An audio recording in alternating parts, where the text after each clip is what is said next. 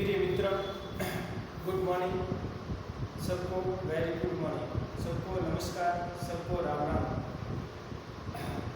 आप सबका स्वागत है लक्ष्य क्लासेस टीसी भैया यूट्यूब प्लेटफॉर्म पर।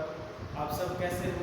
आप सब बहुत अच्छे होंगे क्योंकि एग्ज़ाम बहुत नज़दीक है और आपकी पढ़ाई भी बहुत अच्छी तरह से चल रही है।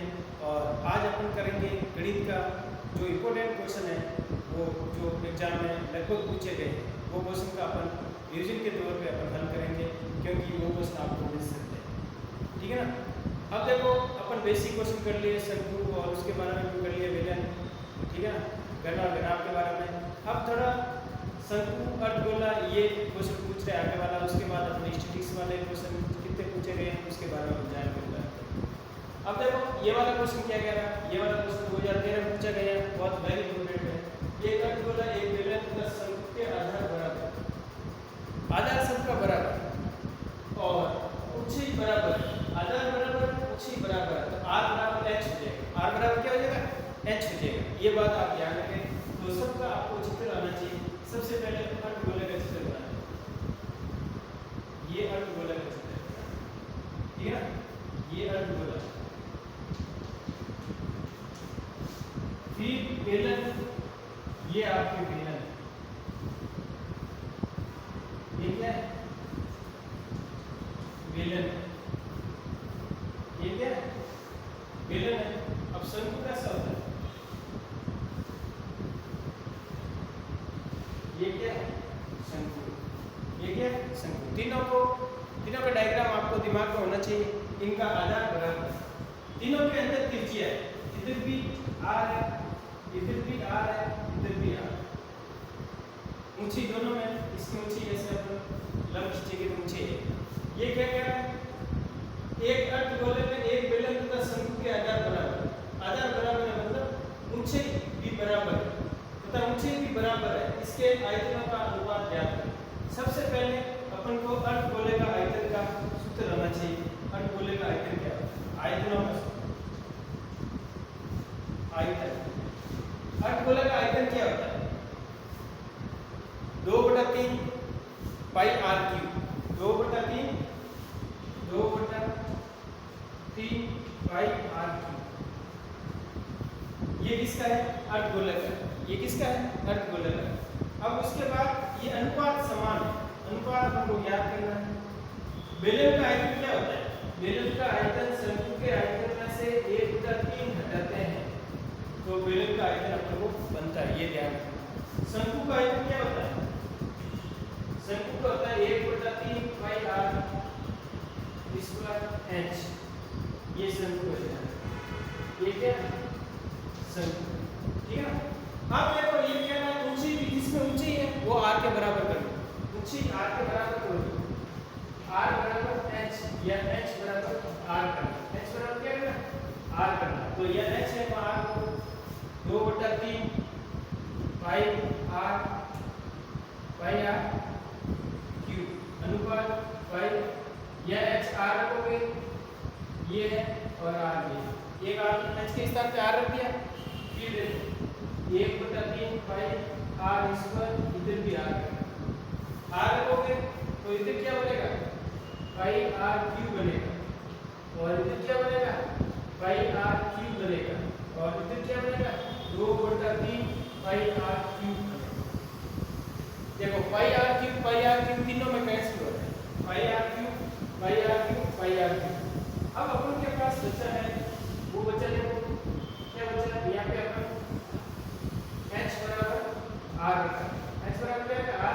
यहाँ बचा है 2/3 अनुपात 1/3। अब अपन को 3 हटाना है। क्या हटाना है?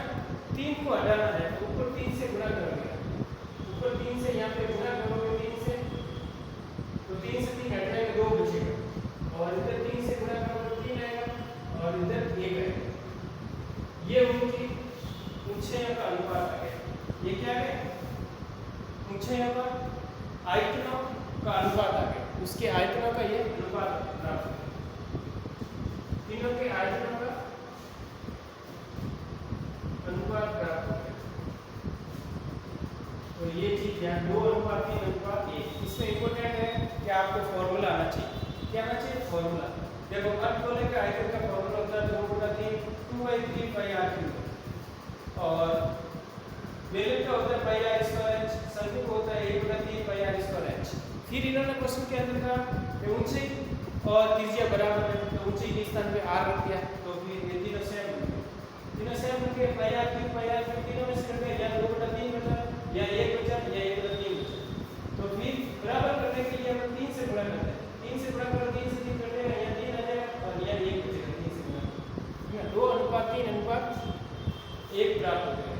तो फिर मित्रों ऐसा क्वेश्चन आप ध्यान से देखना है और अच्छी तरह से आपको सॉल्व करने आना चाहिए और थोड़ी प्रैक्टिस करना। थोड़ी प्रैक्टिस करते ही आपके क्वेश्चन हल हो जाएंगे। अब देखो एक सूत्र आपको नया प्राप्त हो गया 2/3 पाई r क्यूब, जिसमें अर्धगोलक के आयतन का सूत्र है। अर्धगोलक के आयतन का सूत्र है, ध्यान रखना 2/3 पाई r क्यूब पाई r स्क्वायर h पाई r स्क्वायर h बराबर 3। तो ये आयतन का सूत्र होता है तीनों का, तो आप ध्यान रखें। ठीक है ना। थैंक यू मित्रों। आगे वाला क्वेश्चन क्या कह रहा है, आगे वाला क्वेश्चन देखते हैं अपन। प्रिय मित्रों आगे वाला क्वेश्चन क्या कह रहा है, ध्यान से देखिए।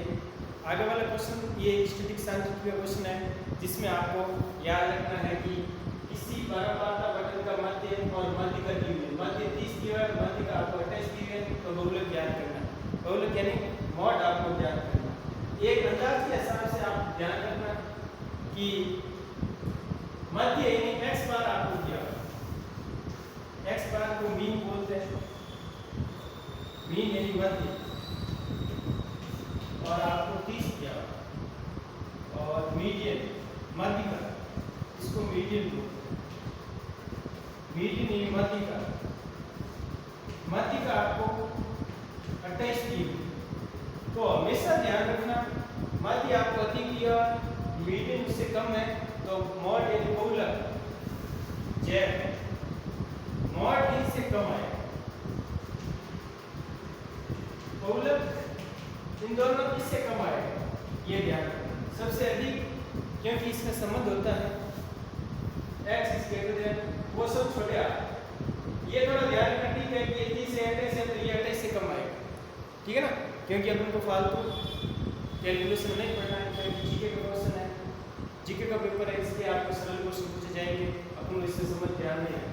ठीक है ना। इसी परमाणु बटन का मध्य और मध्य का, मध्य 30 दिया, मध्य का आपको 28 दिया, बहुलक ज्ञात करना, तो बहुलक आपके 28 से कम आएगा।